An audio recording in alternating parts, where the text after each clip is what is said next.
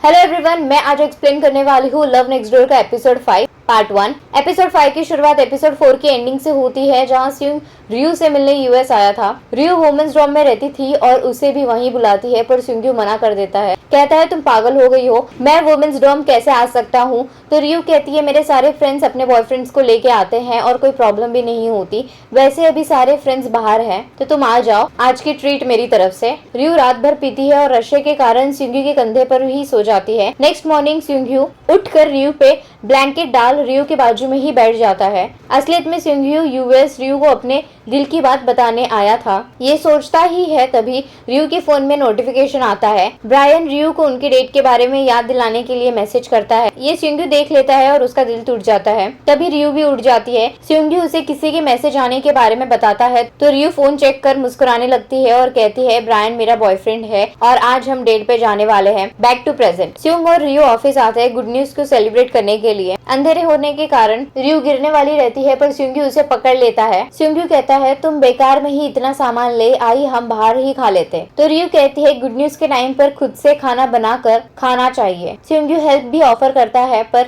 रियू मना कर देती है।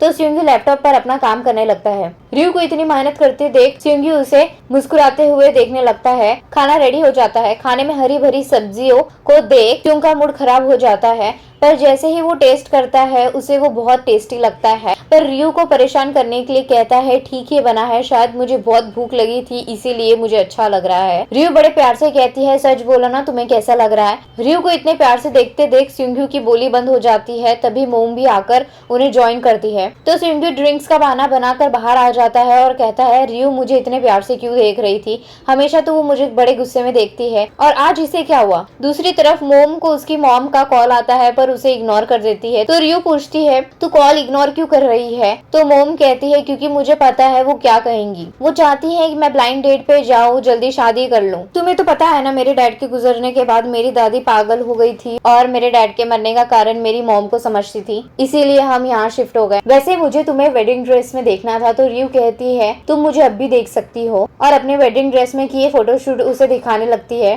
मोम कहती है मैं पता लगा के रहूंगी तुम्हारे ब्रेकअप का कारण, वैसे क्या तुम उससे मूव ऑन कर गई हो। तो रियू कहती है नहीं, मैं अब भी उसे ही प्यार करती हूँ। तभी वहाँ स्यूंग अपना वॉलेट लेने आ जाता है। स्यूंग ने उनकी सारी बात सुन ली होती है और उसे बहुत बुरा भी लगता है। अगले दिन सारी मोम बुद्धा टेम्पल जाती है और अपनी फैमिली के लिए विश मांगती है। मीसुक रियू के लिए विश मांगती है और वही हाई सुक उसके और स्यूंग के बीच सब ठीक हो जाए ये विश फ्रेंच में लिखती है ताकि कोई पढ़ ना पाए। मिस्टर रियून चाहते थे कि रियू उनकी कंपनी वापस से ज्वाइन कर ले, पर स्यूंग मना कर देता है और कहता है हमने एक बार रियू से हेल्प मांग चुके हैं, रियू को और भी जरूरी काम है और मैं नहीं चाहता कि वो हमारी वजह से वापस ग्रिप के साथ काम करे। मिस्टर यून भी अग्री करते हैं और कहते हैं फिर तो हमें रियू को फेयरवेल पार्टी देना चाहिए, जिसे स्यूंग भी हाँ कर देता है। रेस्टोरेंट में सब पास्ट के बारे में बात करने लगते हैं। रियू नायोन से एक नॉवेल रिकमेंड करने की कहती है, तो वो भी एक पास्ट लाइफ की स्टोरी रिकमेंड करती है। ये सुन स्यूंग चिढ़ जाता है और कहता है ये सब बकवास है, हमें पास्ट को भुलाकर फ्यूचर में रहना चाहिए। स्यूंग का इशारा रियू के लिए था। मोम पार्क वापस उस बच्चे को ढूंढने जाती है, तो वहाँ दानू मिलता है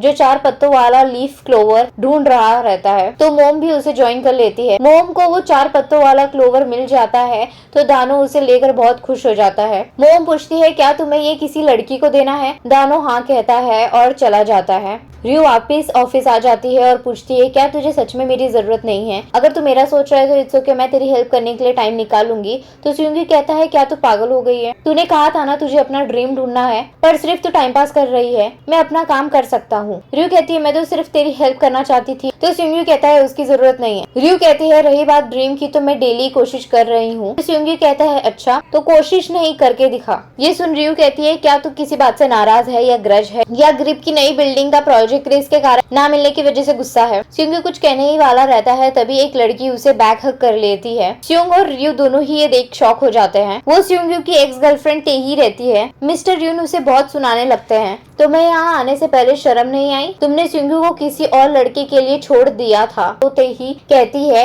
मैं यहाँ एज अ क्लाइंट आई हूँ। तेही एक ओंगी आर्टिस्ट होती है जो फ्रेस्को नाम की कंपनी के साथ काम कर रही है। फ्रेस्को एक इंटरनेशनल ब्रांड रहता है जो बाउल्स पॉट्स बनाते हैं। तेही को डिजाइन बनाने के लिए सिंगू की मदद चाहिए। मिस्टर यून मना कर देते हैं पर तेही उन्हें बहुत एक्सपेंसिव बाउल गिफ्ट करने का कहती है तो मिस्टर यून मान जाते हैं। दूसरी तरफ नायुन रियू से तेही के बारे में पूछती है। रियू कहती है कॉलेज में मिले और इन्होंने 1 साल तक डेट किया। काफी पैशनेट रिलेशनशिप था इनका।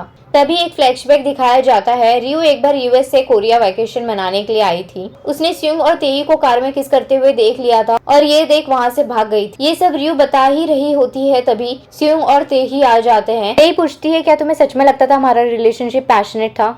रियू सॉरी कहती है गॉसिप करने के लिए। तेई कहती है तो तुम हो रियू जिसके बारे में सिंग्यू मुझे हमेशा बताया करता था। तेई रियू को वीकेंड पे अपने स्टूडियो बुलाती है पर रियू मना कर देती है। घर जाते समय सिंग्यू को रियू के डैड मिलते हैं और दोनों ड्रिंक करने बैठ जाते हैं। नेक्स्ट मॉर्निंग रियू डोंगजिन को उठाने उसके कमरे में जाती है। रियू गुस्से में उसके बेड पे चढ़ उसको मारने लगती है जिससे वो उठकर रियू को ही बेड पर गिरा देता है पर वो डोंगजिन नहीं सिंग्यू था, वो भी शर्टलेस। तभी डोंगजिन इन्हें देख चिल्लाने लगता है और डैड को बुलाने लगता है। सिंग जल्दी से कहता है जैसा तुम सोच रहे हो वैसा कुछ नहीं है और जल्दी से उसके पीछे जाने लगता है पर उसका पैर कबर्ड से टकरा जाता है और उसे बहुत जोर से लग जाती है। रियू उसे हॉस्पिटल ले जाती है जहाँ सिंग्यू के डैड कहते हैं फिकर की कोई बात नहीं है, हड्डी नहीं टूटी है, बस चलने में थोड़ी दिक्कत होगी, 1 हफ्ते थोड़ा आराम करना पड़ेगा। सिंग्यू को बहुत दर्द होता है तो रियू उसे क्राई बेबी बोलकर उसका मजाक उड़ाने लगती है। रियू के डैड भी रियू को ही चिल्लाने लगते हैं कि क्या जरूरत थी तुम्हें इतना मारने की। तो रियू कहती है मैंने उसको नहीं मारा, वो खुद से गिर गया। सिंग्यू के डैड पूछते हैं ये सब कैसे हुआ तो सिंग्यू बताता है कि कैसे रियू के डैड और वो